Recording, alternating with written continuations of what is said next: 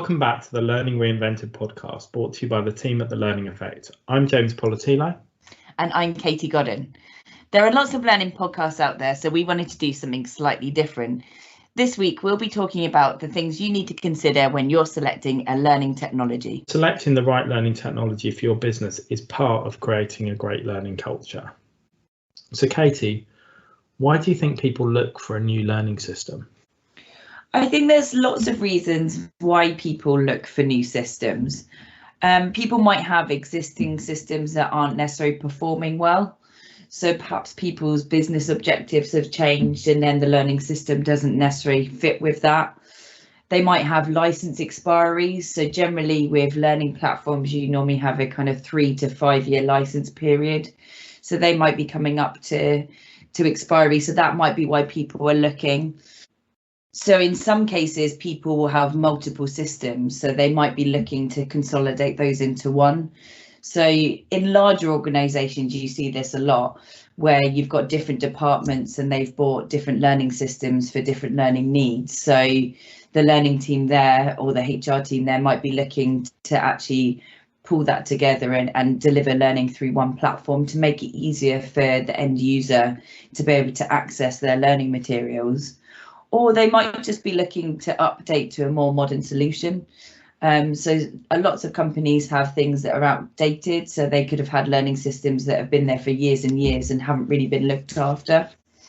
I think it's important to remember as well that not everyone even has a learning system to start with. So if we roll back to spring 2020 and suddenly the world changed and everyone was working from home, there was a huge drive in learning to flip what was classroom training to be delivered in some different way, shape or form. So we saw a lot of movement of classroom training straight online onto Zoom or other platforms. We saw lots of e-learning companies helping organisations flip their classroom based learning into an online e-learning package. You may not necessarily need a learning system, but I think through 2020 people have stumbled into different solutions. So there's been options where people have bought lots of off-the-shelf content, or like I just said, transferred face-to-face learning straight onto online. And there's been some really good decisions and some really bad decisions during that time. So I think during that time people have maybe made some mistakes or started to explore this world and not really got there. And there will be other people who didn't even do anything during that period or haven't yet got to the stage of their learning evolution where they actually have a learning system, but they're starting to see some of the benefits, or they're maybe feeling like they're left behind because they don't have a fit for purpose or a specific learning system for their business. So Katie, if people are considering a learning system, whether that's, as you said, switching out from something they've had before or upgrading something they've had before, or even starting afresh, what options are there out there for them? So there's a traditional learning system route. So you've got a traditional learning system which will give people the ability to upload content and make that available to people. And then that will track people's progression through those courses. You'll then be able to produce compliance reports, but it's a bit clicky as well. Then you've also got the more modern learning platforms.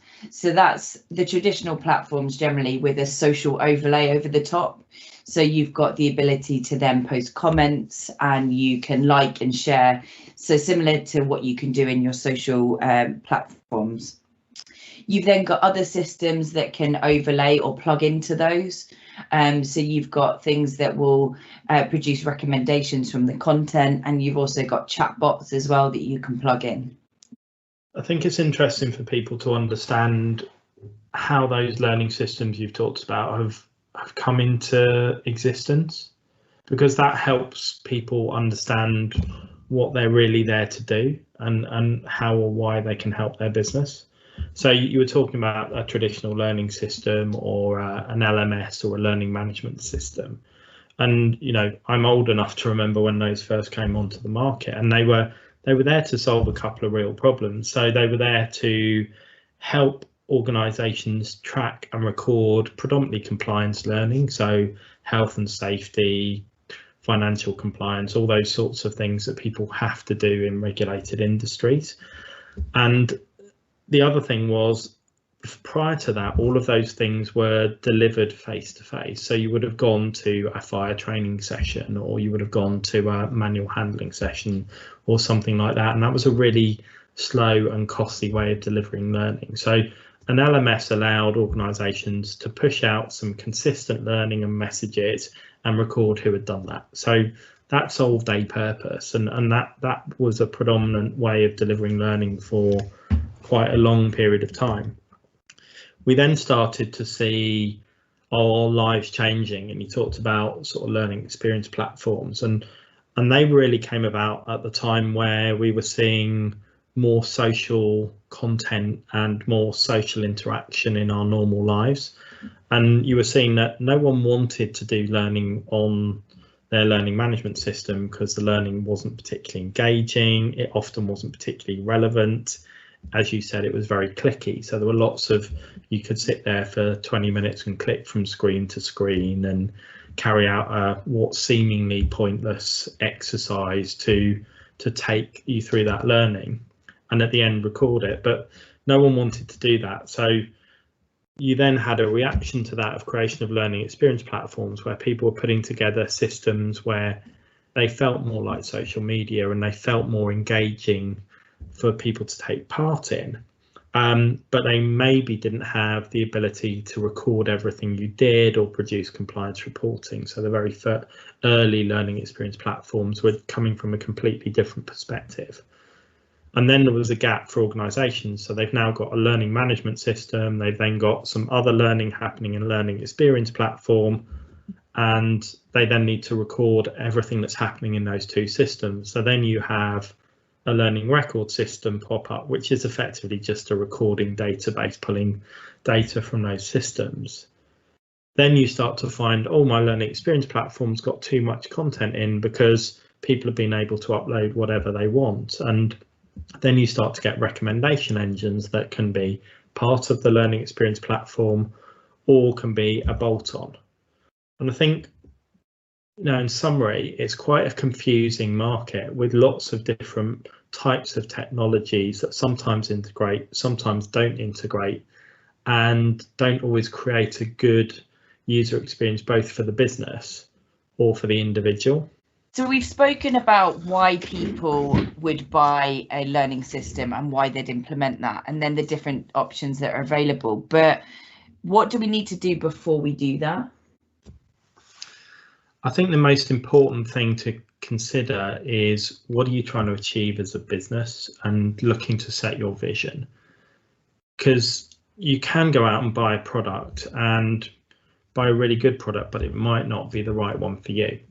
So as there's so much choice out there, the place people will often start is going, I've got a learning system, or I think I need a learning system. I've heard these are really great providers. I've gone to a top list there, or I've spoken to some colleagues who I've worked with before, or I've looked at what our competitors are using, and therefore I'm going to go and engage with 3 or 4 providers and start to see what they offer. And that can be the right route potentially, but also it's fraught with danger, because there's thousands and thousands of solutions out there, different systems, but different bits of tech. And you often just suddenly get into a conversation about the best features, and you're probably having a conversation a few levels below where you need to as an organisation. And unless you go into that process thinking, what am I trying to achieve for my business? How do I want to help my business perform better? What's the individual performance issue that I've got? Is it that I need my team to be able to onboard people into the business because we need them to perform within weeks, not months and years? Is it that we need to provide a way for people to progress up the organisation? Is it we need to share best practice amongst our sales team? Is it we need to drive a culture of innovation and sharing and collaboration? And I think unless you're sitting back and looking, what is your business challenge that you're trying to solve? And then what part can learning or communications or any of the aspects that a learning system may provide, what part does that play? But that sits within your overall learning culture, because you'll see lots of people go out there and go, oh, I want a learning experience platform. We want to create a place where people can share their own content. So we want user generated content in the system. However, that won't really work if you don't have a culture and a business operation that allows people either the time or the permission or the tools or the skill set to be able to put together and share their own best practice or learning. And that also needs to be part of the culture that people will then go and consume or collaborate or build upon that learning that someone else has shared. So it's not just as easy as going and buying a platform. You need to actually think about what you're trying to achieve, how that will impact the business, and the context within which you're operating. Yeah, I think both you and I have obviously worked in organisations where there hasn't really been a purpose, and then trying to implement a learning platform into that organisation was really difficult, because you were seen by lots of people as kind of wasting their time because they didn't see the value in that. So that setting the purpose piece is really, really important. I think we've also conversely worked in organisations where there has been that really clear purpose. And I think where you are involved in an implementation of a project that isn't really wanted or needed by the organisation, there will be resistance. Whereas where you've got a project where everyone's aligned and thinking, actually, we've previously not been able to connect to any of our staff across the business. We now can provide the latest product information out there. We can nudge them on sales or service training or something else, but where it's really aligned to some business goal that has a value and a purpose to the individuals who are consuming it, and the managers who will have to help encourage people to consume that content or to operate in a new way. And I think those things all aligned really help. But if you're pushing against the tide of the organisation, or you're just seen as another initiative, it's probably a good sign that you haven't got that first bit right, and you haven't really aligned to the business vision or the business purpose. In summary, what we've spoken about is essentially what the triggers are to purchasing learning tech. So there can be a number of different triggers. So whether that's a business expanding and they actually need learning and they need to implement something completely brand new, or it's looking at someone purchasing new tech because they've got license expiry, etc. So before jumping on Google and looking for the latest learning tech, you really need to consider what your business objectives are, how your learning and communications team can help support that. And then at that point, you've created that purpose. And that's when you can start looking at the different options that are available to you in the learning tech market. So in our next episode, what we'll be doing is taking that defined business purpose that you've worked on and looking at how you then approach the learning tech market to understand which might be the right solution or set of solutions for you as an organisation. Thank you for listening to this episode of the Learning Reinvented podcast. We hope you enjoyed it. If you've not already done so, please follow our podcast. And if the Learning Effect can help you and your organisation, please do get in touch. You can find both James and Katie on LinkedIn, and our contact details are in the show notes below.